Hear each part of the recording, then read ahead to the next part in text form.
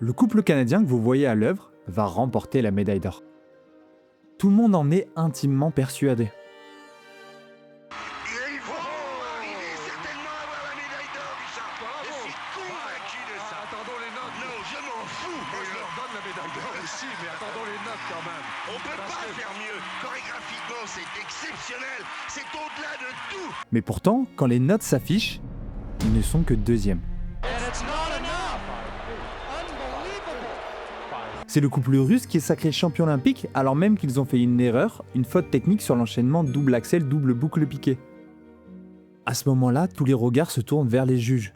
Ils sont 9 et parmi eux une Française, Marie-Reine Le Gougne. Elle ne le sait pas encore, mais son vote va déclencher la plus grande polémique de l'histoire des Jeux Olympiques d'hiver. Une affaire qui impliquera les plus hautes instances du sport, le FBI et même la mafia russe.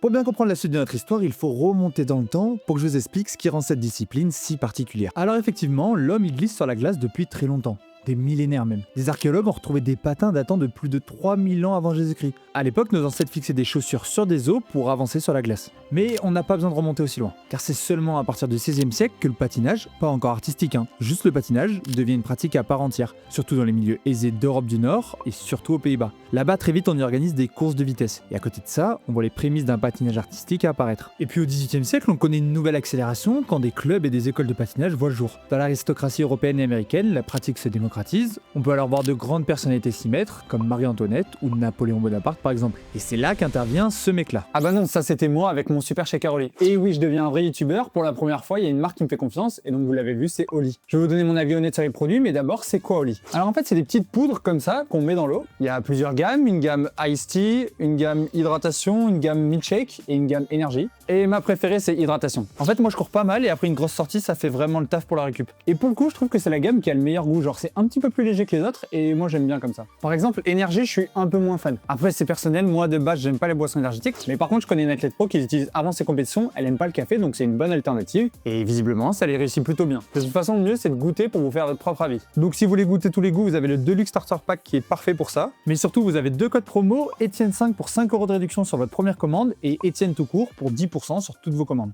Pour commander, vous avez juste à scanner ce QR code, sinon je vous mets le lien en commentaire. Encore merci à Oli, et on est reparti dans la vidéo. Mais du coup, c'est ce mec-là que je voulais vous montrer. Et sachez qu'on le considère comme le père du patinage artistique. Et au milieu du 19e siècle, ce danseur de ballet américain veut bousculer les codes.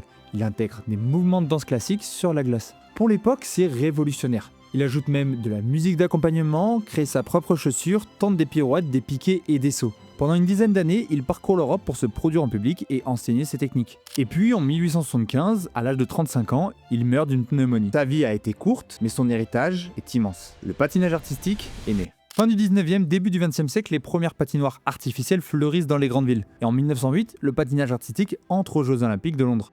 Et oui, vous l'avez peut-être remarqué, il s'agit bien de ceux d'été. Et une nouveauté apparaît au même moment, la compétition en couple, et le grand public adore. Tout au long du XXe siècle, les athlètes progressent à une vitesse folle. Les figures deviennent plus complexes et plus spectaculaires. Des grandes nations dominent le palmarès, l'URSS puis la Russie, souvent titillées par les États-Unis, le Canada, l'Allemagne et parfois la Grande-Bretagne, la Suède ou même la France. Vous l'avez vu, le patinage artistique est progressivement passé d'un divertissement pour les plus aisés à une discipline olympique quasiment unique où l'art et le sport ne font qu'un. Dans cette discipline, on mélange performance physique, souplesse, acrobatie et danse pour créer des chorégraphies poétiques, émouvantes et impressionnantes. Et si je vous raconte tout ça, c'est parce que le côté artistique de cette discipline va avoir une importance capitale dans la suite de notre histoire. Alors à la veille des Jeux Olympiques d'hiver de Salt Lake City en 2002, c'est l'une des épreuves les plus attendues. Mais malgré tout ce beau tableau positif qu'on vient de faire, un mal ronge ce sport de l'intérieur. Marie-Reine Le Gougne a 5 ans en 1966 quand elle pousse la porte de la patinoire Braun-Ferrand à Gap, dans les Hautes-Alpes. Elle découvre le sport de glace et surtout le patinage artistique. Elle s'entraîne, elle progresse et très vite, on parle d'un véritable talent. À seulement 13 ans, en 1974, elle devient vice-championne de France junior. La même année, elle découvre l'élite au championnat de France senior et monte déjà sur le podium à la 3e place. Elle réitère en 1976 et en 1977. Et après une 4e place qu'elle vit très mal, elle arrête sa carrière à 16 ans et demi. Dégoûtée par une hiérarchie qu'elle juge figée et un système où rien ne bouge, elle tourne la page. Le jeu serait-il truqué? Pour elle, le rêve s'arrête net. Elle part avec un goût amer, elle ne fera ni championnat d'Europe, ni championnat du monde, ni Jeux Olympiques. Elle se réoriente alors en STAPS pour devenir prof de sport. Mais son premier amour n'est jamais loin. En 1988, 11 ans après avoir quitté la compétition, elle revient vers ce sport et devient juge. Elle commence au niveau national, passe ses week-ends dans les patinoires, regarde des programmes à la chaîne, prend des notes et apprend le métier. Elle veut faire mieux que ce qu'elle a connu enfant, elle trouvait les juges trop froids, trop hautains. Elle veut montrer qu'on peut être à la fois exigeant et humain. Déterminée et ambitieuse, Marie-Reine grimpe les échelons. Et en 1994, elle devient juge internationale. Elle se fait une place et aussi un nom. On la surnomme la juge à la fourrure, en référence à ses habits inspirés de la haute couture qu'elle arbore fièrement et qui détonnent de la sobriété classique des autres juges. Après plusieurs compétitions internationales, elle l'avoue, sa position est extrêmement délicate. Coincée entre préférence nationale et neutralité obligatoire, elle doit faire face à des dilemmes. On est sans cesse pris entre le marteau et l'enclume, dit-elle. On est là pour pousser nos patineurs, mais sans contrevenir à l'éthique. Elle refuse de parler d'arrangement ou d'accord, mais reconnaît quand même profiter de quelques avantages. Vous l'aurez compris, le patinage artistique fait face à des problèmes de lobbying et de corruption. De par sa nature artistique, ce sport repose sur un jugement subjectif. Et très vite, de nombreux problèmes y apparaissent. Les juges sont soupçonnés de favoriser les athlètes de leur pays, ou ceux des pays alliés. La géopolitique s'invite très souvent dans les discussions. L'héritage de la guerre froide reste présent, avec les pays du bloc de l'Ouest qui s'entraident, et c'est la même chose à l'Est. Les fédérations ne sont évidemment pas toutes blanches, et sont aussi soupçonnées d'arrangements à l'amiable. Si tu soutiens mon athlète aujourd'hui, nous soutiendrons le tien lors des prochaines épreuves avec notre juge. Bien sûr, officiellement, personne n'admet quoi que ce soit. Officieusement, des rumeurs circulent depuis longtemps. Certaines fédérations n'hésiteraient pas à acheter des juges en promettant des postes au sein de leur structure ou en offrant des dîners dans de beaux hôtels et de beaux restaurants. Vous avez cerné le décor, un sport magnifique, mais sous tension permanente. La note d'un juge n'est pas qu'un simple chiffre. Elle s'inscrit dans un contexte et est soumise à des pressions extérieures constantes. Alors, quand Marie-Reine Le Gougne est choisie comme l'une des 9 juges appelés pour la finale des épreuves de couple aux Jeux Olympiques d'hiver de Salt Lake City 2002, la pression est immense. Et elle ne le sait pas encore, mais sa vie va basculer.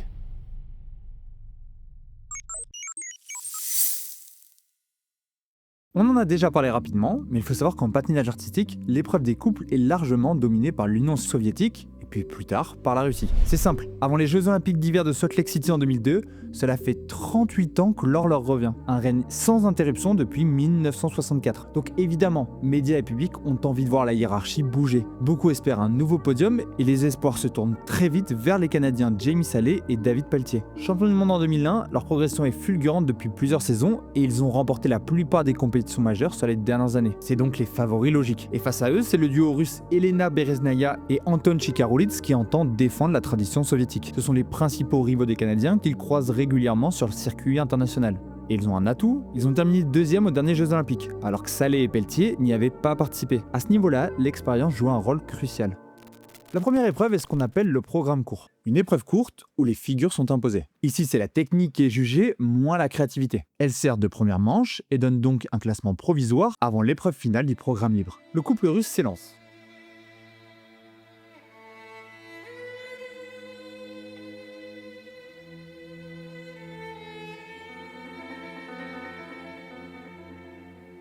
Ils livrent une prestation très propre et prennent la tête. De quoi aborder le programme libre du lendemain en confiance. Mais leur première place provisoire va être menacée par les Canadiens.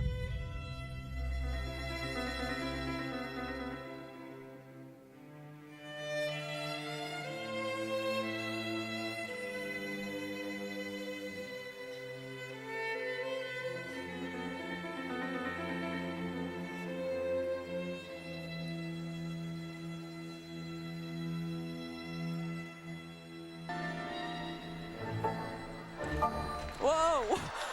Oh no! Cette chute, elle n'est pas rédhibitoire. Elle n'a pas lieu sur un élément technique, donc ils ne reçoivent pas de déduction. Mais elle entache tout de même la performance canadienne, qui malgré un beau programme, se place en seconde position.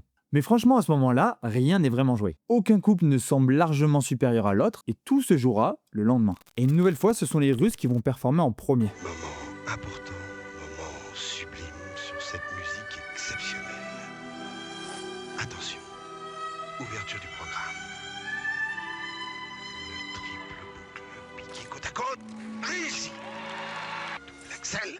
Réussi. Il a posé le piano. Il s'est retourné. Oh, c'était fait pourtant. Oh oh. Ah, là, là, là, là. lancé. que De la sortie justesse, était le passage de la laborieuse. jambe libre. Le boucle lancé. Réussi, mais vous avez vu, elle a encore ralenti le passage de la jambe libre. Ah, que c'était beau, Alain, que c'était beau. Mais il a posé le pied sur le double axel. Ça peut coûter quelque chose. Le programme russe est magnifiquement exécuté. La note s'affiche 5,9 sur 6. Et vous avez peut-être remarqué ce petit détail, Anton Chikaroulidze se déséquilibre légèrement sur un saut. Pour les Canadiens, une lueur d'espoir apparaît alors. Dans une discipline où chaque erreur compte, s'ils réalisent un programme parfait, la victoire est pour eux. C'est parti.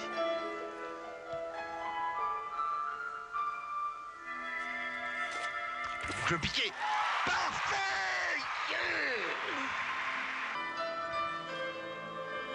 Là, sur un bras. Et la sortie en vrille. Attention. Triple vrille. Parfaite. Triple salto. Excellent. Le double axel. Attention. Réussi. Ce que n'a pas parfaitement réussi Chikaroulidze. Le porté en étoile. La sortie en roue. Bien. Eh ben, C'est tellement beau, c'est tellement formidable. 42 ans. Et le Canada attend une médaille d'or. Triple boucle. Oui. Non. On y est. Ils y sont. Ils y arrivent. Ils sont presque au bout. Parfait. Oui. Et ils vont arriver certainement à avoir la médaille d'or, Richard. bravo. Je suis convaincu de ça. Attendons les notes. Non, je m'en fous. Moi, je leur donne la médaille d'or aussi, mais attendons les notes quand même. On peut Parce pas que- faire mieux. Chorégraphiquement, c'est exceptionnel. C'est au-delà de tout. Les Canadiens réalisent un sans faute. À ce moment-là, tout le monde croit en la victoire. Mais vous le savez déjà, 5 juges sur 9 les placent à la seconde place. Les Canadiens ne remportent pas alors. Je suis désolé, c'est un non-sens, mais que voulez-vous, c'est ainsi. Est-ce que la différence, c'est probablement le programme court? Mais non, mais même esthétiquement, il n'y a pas de comparaison. Voyons donc. Et la C'est foule, quoi, ce truc? la foule qui proteste, la Non, foule mais qui c'est- eut la décision. Oh là là. Mais écoutez. Non. Et voilà non. le Oui, juge mais Benoît n'est canadien. pas d'accord, et il a raison de ne pas être Le juge d'accord. canadien, Et Benoît on est d'accord Lavoie, avec qui- lui. Non, mais écoutez, c'est quoi ça? Non, Il leur a donné non, 2,59 non, Benoît non, Lavoie, ça, avec c'est- raison. Ça avec sert pas le raison. patinage, des bêtises pareilles. Très vite, les regards se tournent vers Marie-Reine Le Gougne, la juge française. Alors, pourquoi elle? Ils sont 9 juges après tout. Eh bien parce que quand on observe les votes pays par pays, son choix interroge. Les juges américains, canadiens, allemands et japonais ont placé les Canadiens devant. Les juges russes, chinois, polonais et ukrainiens ont soutenu les Russes. Je vous avais dit, c'est très géopolitique, c'est vrai. Mais c'est comme ça et donc ça nous fait 4 votes à 4. Et c'est son choix qui est déterminant. Et qui donc est suspect aux yeux de beaucoup quand il se dirige vers la Russie. On apprend plus tard que directement dans la soirée, Sally-Ann Stapleford, membre de l'International Skating Union, ISU, aurait confronté Marie-Reine Le Gougne.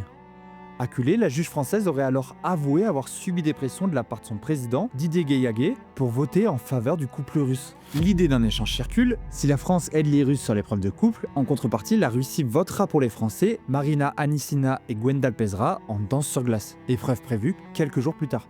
L'affaire fait l'effet d'une déflagration.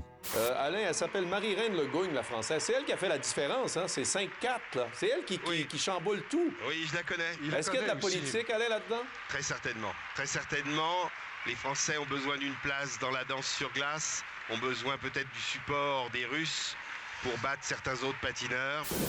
Est-ce que le sentiment que le jugement était sévère? Non, ça a été une décision de une personne. Si elle est capable de dormir le soir avec le fait que ce qu'elle a vu hier, les Russes ont vraiment gagné, tant mieux pour elle.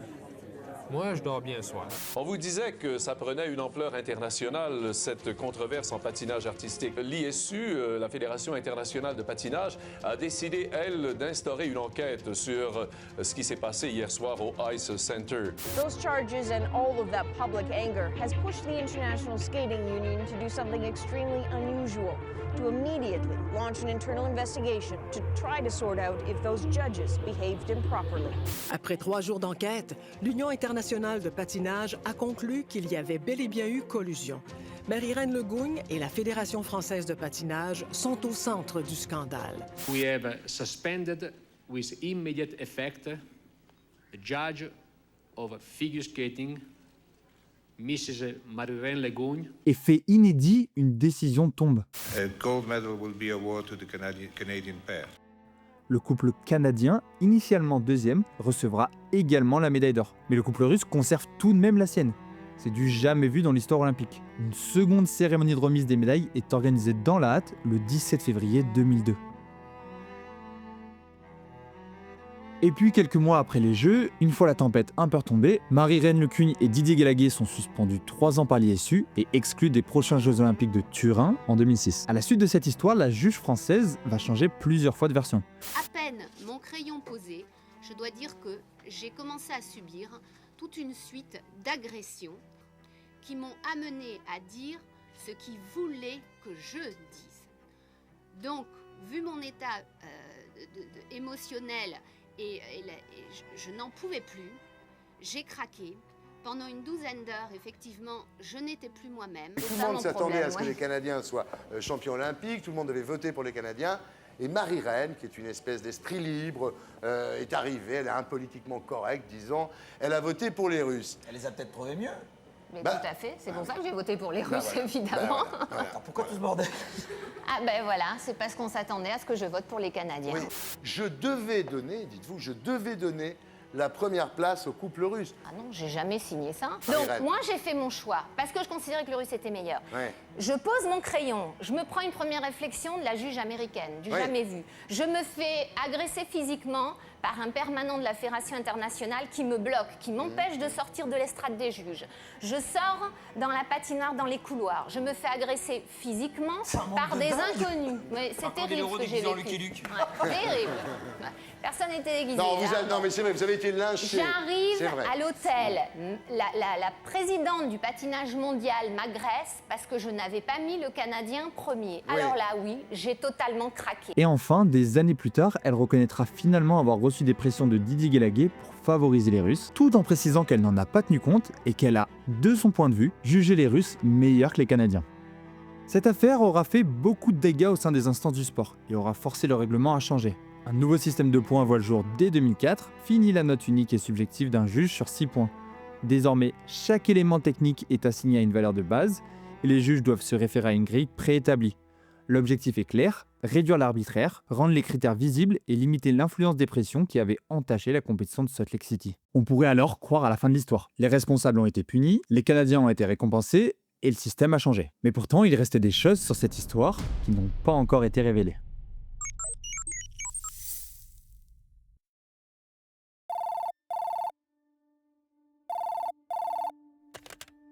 CC2 m'a appelé des États-Unis. Il m'a dit que nous allions faire de Marina une championne olympique. Hier, les Français ont aidé le couple russe. Ils ont donné le vote décisif. En échange de cela, nous allons faire gagner Marina. Même si elle tombe, nous sommes sûrs qu'elle sera numéro 1. CC2 va l'aider. Il y a 2 ou 3 juges dans sa poche.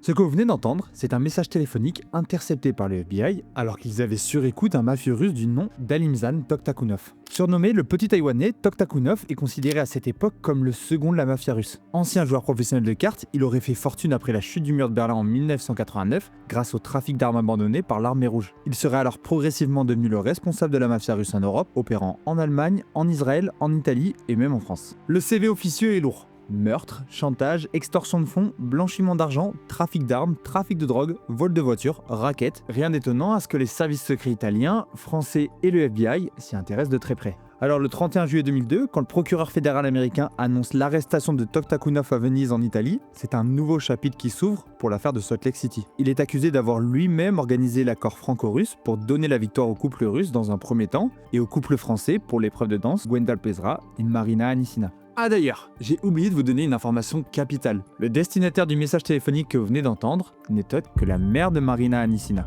Ces révélations ne sont pas si étonnantes quand on creuse les fréquentations de Toktakounov. Fasciné par le monde du sport, il serait très proche de Shamil Tarpichev, ministre des sports russe et prof de tennis du président russe de l'époque, Boris Eltsine. Il noue également des relations fortes avec de nombreux sportifs soviétiques, comme les tennisman Marat Safin, Yevgeny Kalfinikov ou Andrei Medvedev. On dit de lui qu'il serait même leur mécène et leur tuteur. Il serait aussi propriétaire de plusieurs clubs sportifs, dont des équipes de football, et serait habitué à truquer dans l'ombre les compétitions. Et quelques années avant le scandale de Salt Lake City, le chef mafieux russe avait comme projet de créer une équipe professionnelle de hockey sur glace en France, en demandant conseil à un certain Didier Guélaguet. Après que les informations soient devenues publiques et que les médias s'emparent de l'affaire, évidemment, personne ne semble connaître Alisman Toktakounov. Ou en tout cas, on ne le clame pas haut et fort. Du côté russe, les membres soviétiques du comité olympique nient tout lien avec le chef mafieux. On crie même au complot et on accuse à demi-mot les Américains. Le couple médaillé d'or Sikaroulitz-Beresnaya est quant à lui prêt à attaquer en justice les médias qui associent leur nom à la mafia russe et attaquent leurs concurrents. Les Canadiens et les alliés nord-américains feraient bien de se calmer, ils devraient déjà être contents qu'on leur ait offert une médaille. Du côté français, Marina Anissina avoue connaître Toktakounov, mais affirme n'avoir jamais rien demandé. Le russe l'aurait simplement aidé à trouver un chorégraphe quelques années auparavant. Didier Guélaguet, quant à lui, reconnaît aussi connaître le russe, notamment car ce dernier lui aurait demandé d'intervenir en sa faveur pour l'obtention d'un visa français. Mais le président de la Fédération française de patinage nie avoir manigancé quoi que ce soit et accuse Toktakounov d'être un dangereux clown mythomane. Conclusion de Guélaguet, le lobbying existe, les magouilles non. Pourtant, pour les procureurs américains, il n'y a pas de doute. Toktakounov est bel et bien l'architecte en coulisses d'un échange de faveurs entre réseaux russes et français.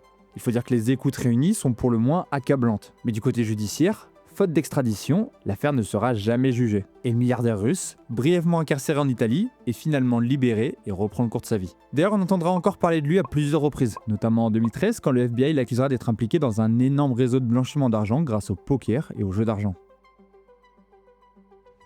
Vous l'avez compris, cette histoire, elle garde beaucoup de zones d'ombre, mais elle aura surtout permis de mettre en lumière des failles dans le patinage artistique. Un système de notation peu lisible, le poids trop important des fédérations, la proximité avec les juges et des pressions plus ou moins assumées. Et elle a surtout montré que la performance ne décide pas toujours de tout. Et oui, le sport malheureusement, ce n'est pas toujours que du sport. Le sport est politique, il l'a toujours été et le sera certainement toujours. Et cette histoire le rappelle bien. Le sport est un outil majeur de soft power. Alors derrière les mots de neutralité, d'universalité et de fair play, qu'on met souvent en avant, se cachent souvent des enjeux bien plus importants. C'était Étienne, merci beaucoup d'avoir regardé cette vidéo. Si elle vous a plu, n'oubliez pas de liker, commenter et de vous abonner. Je commence juste sur YouTube, donc forcément ça m'aide beaucoup. Et encore un grand merci à Oli pour la confiance. Je vous rappelle, si vous voulez tester, le code Etienne5 pour avoir 5 € sur votre première commande et le code Etienne tout court pour avoir 10% sur toutes vos commandes. A bientôt!